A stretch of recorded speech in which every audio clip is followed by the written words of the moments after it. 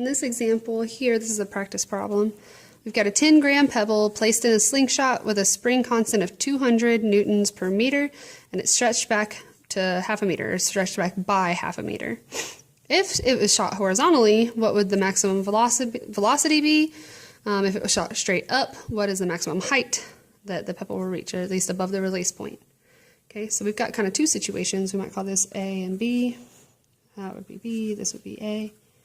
Can't really tell, this marker's too fat. Okay, let's write down what we know. We see a 10-gram pebble, so a mass is 10 grams. Placed in a slingshot with a spring constant, so that's K, of 200 newtons per meter. And it's stretched back half a meter, okay? Doesn't matter what the original length was, it's stretched back that much. So that is already X. I don't have a relaxed length and a stretched length. Instead, I told you how much it was stretched. So X, and this is at the beginning, this is whenever you pull back the slingshot before you release it. So this would be our initial length, or initial displacement of the elastic material, is 0.5 meters. So that is 0.5 meters.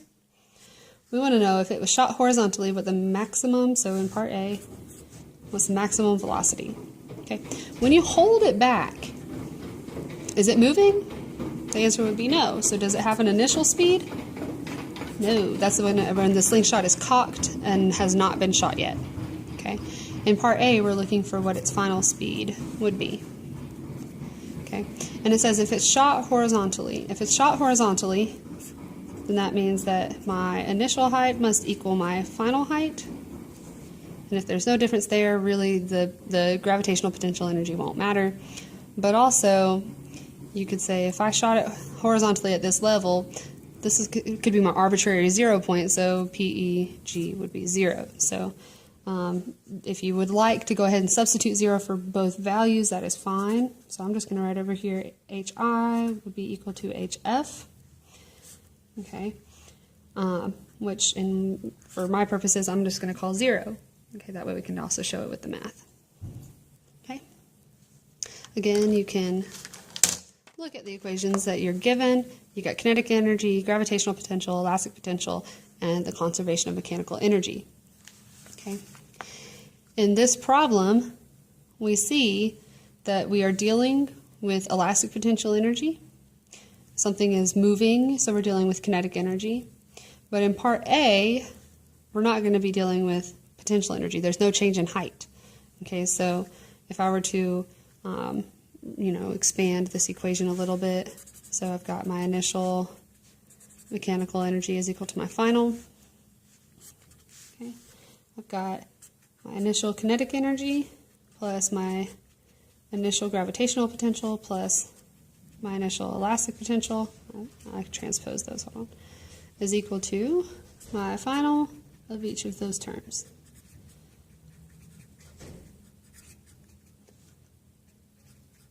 Okay. Now, remember, if my height doesn't change, that does not matter.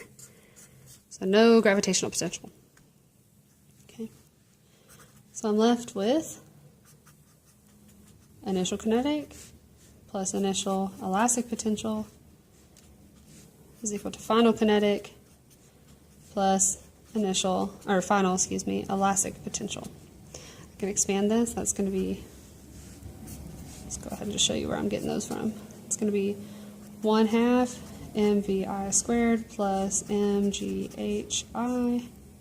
excuse me, I was looking up there, plus 1/2 kxi squared, it's elastic potential. It's equal to 1/2 mvif squared plus 1/2 kxf squared. Okay, we'll go through and try to see what all could be 0. Okay, I know I've got vi equal to 0, so that whole term is going to go away. I've got an xi, so that matters. I got a k, we're good. Got an m, I'm looking for vf, that's fine. Now here I've got xf, but I don't have xf here. So we're looking about like when the pebble has been shot. Now once the pebble has been shot, the slingshot is at its relaxed length. If it's at its relaxed length, then its amount stretched or compressed is 0. So this term here, my final elastic potential, goes to 0 as well. So I begin with only elastic potential energy and I end with only kinetic energy. Go ahead and plug in what I know. 1/2 kxi squared. Okay, I can go ahead and say that that's 1/2. Sorry if it's noisy, they're cleaning the floors. 200.0 newtons per meter times 0.5 meters squared is equal to 1/2 times 0.010 kilograms times VF squared. No, that 10 grams is 0.010 kilograms. Okay? So we got 100 times 0.5 squared. So 100, because that's half of 200, newtons per meter, times 0.5 should be 0.5 squared should be 0.25 meters squared. Is equal to half of that should be 0.005 kilograms times VF squared. 100 times 0.25 is going to be 25. A newton meter, or newton per meter, times meter squared is just going to give you a newton meter. That's going to cancel. Newton times meter, that's a joule. But hey, it was energy, so it's going to be joules. Okay, so that is my total initial energy, which has to stay the same. My mechanical energy has to stay the same. So I'll make a little note right here. This is MEI, which means it must be equal to MEF, which means this is my total mechanical energy.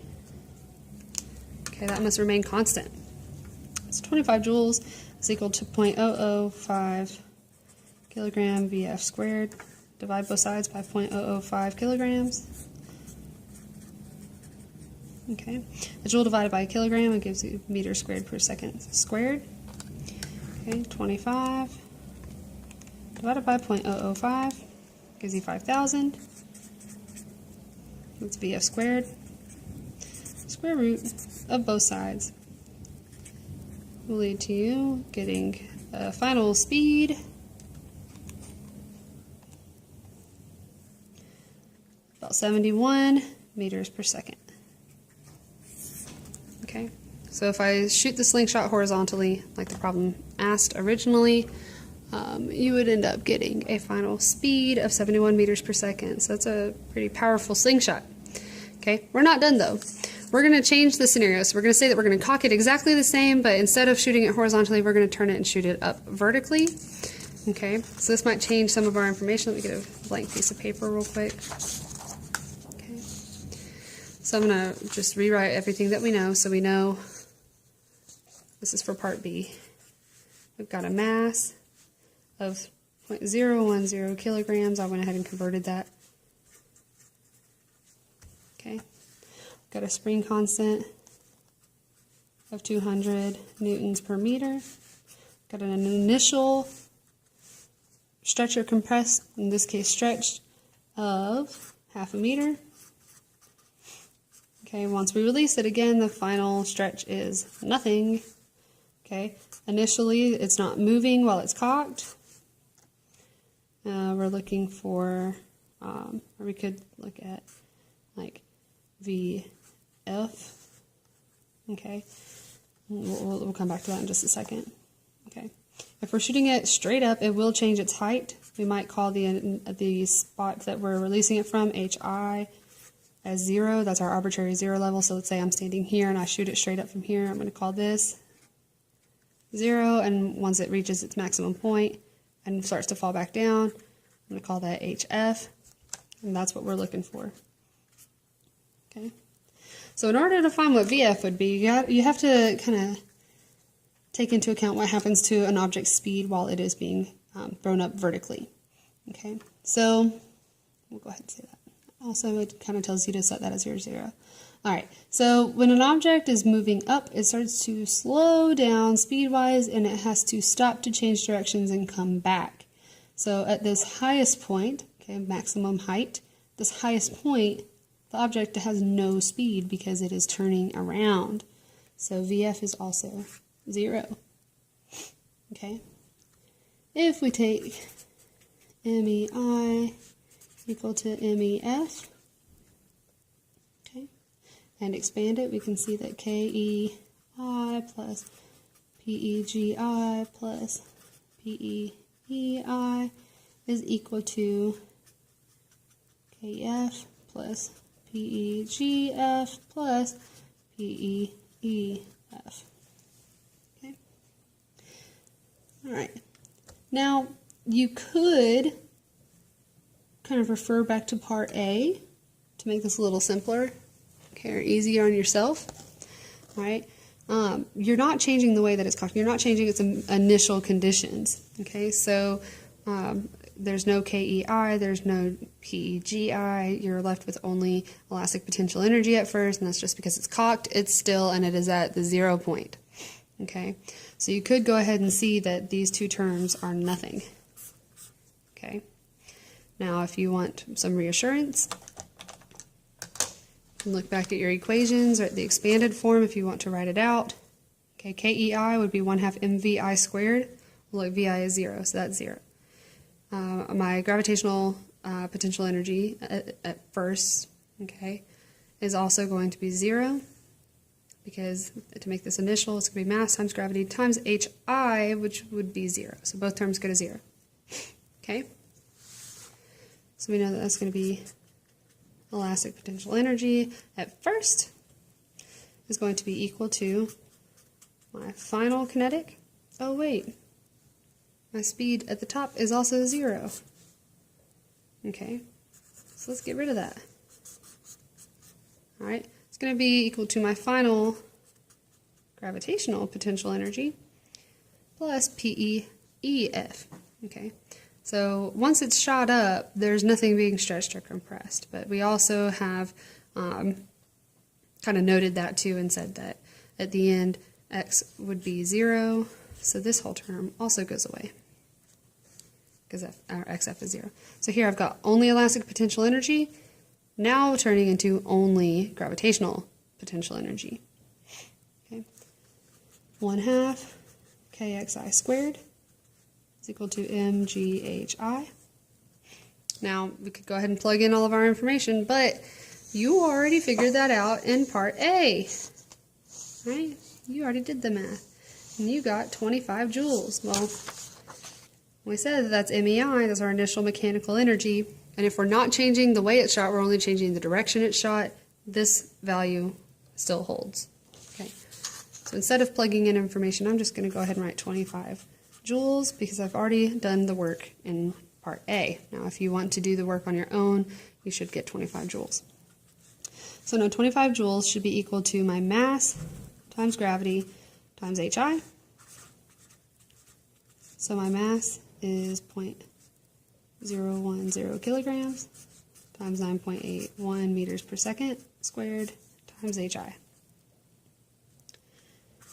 25 joules is equal to 0.01 times 9.81, and I know this is really simple, but it's the end of the day, so let's just make sure it's not divided. See, I'm already doing this. Yep. So since you are multiplying by 1/10, you're going to move your decimal place to the left 2 times. Still meters per second squared. That's going to be times HI. Divide both sides. Okay.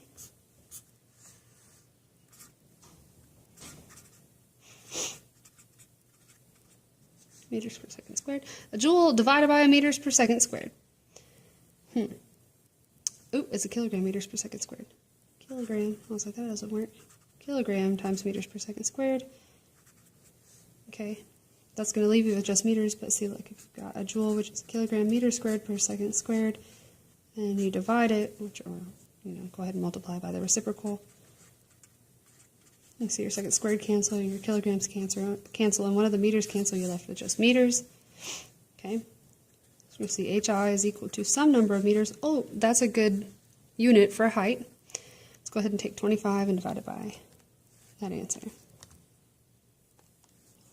Okay, got about 255 meters. We can go pretty high. All right.